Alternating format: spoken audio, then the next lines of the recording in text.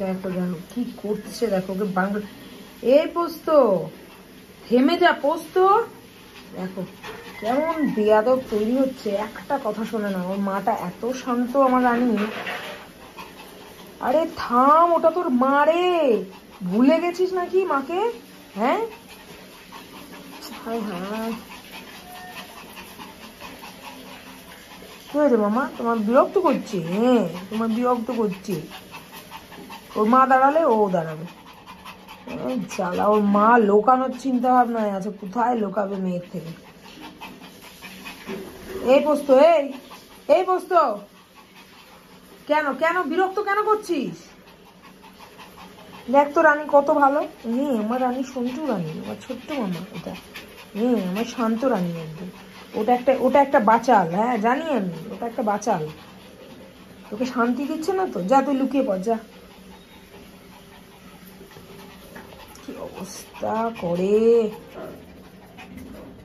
ঝাঁটা দেওয়ার সময় ঘরে দেখলে বুঝতে পারবে তোমরা কি হাল, মানে কি ধরনের গান যে পোস্ত গায়। মাঝে মধ্যে ভাবি যে এই গান যদি ইউটিউবে আপলোড করি মনে হয় ভাইরাল হয়ে যাবে।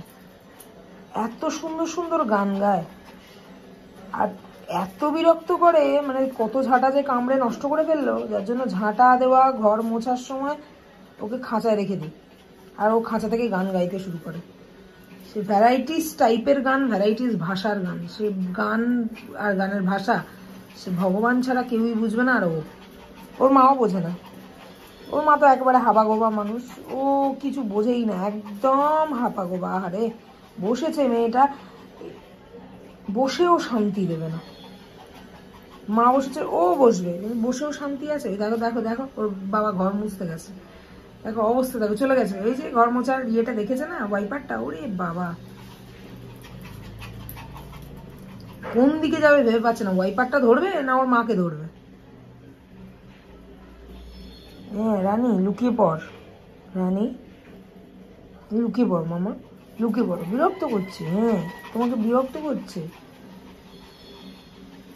দেখো আমার রানী কি সুন্দর কথা শোনো। এইটা তৈরি হচ্ছে 1 নম্বরের বাচাল, বলে না ফ্যামিলিতে একটা বাচাল তো থাকবেই। এই হচ্ছে একটা বাচাল, লেভেলের বাচাল একটা। কারুর কথা পাত্তা দেয় না, কারুর কথা না, ওরে শুধু চিৎকার করে ঝেঁকে মেখে কথা বলো তখন পাত্তা দেবে। এই পোস্ত, এই কি রে, তোর কি কি এত কিসের তোর বাড়াবাড়ি? হ্যাঁ শান্ত হয়ে এক জায়গায় বসতে পারিস না তুই? যা যা বাবার কাছে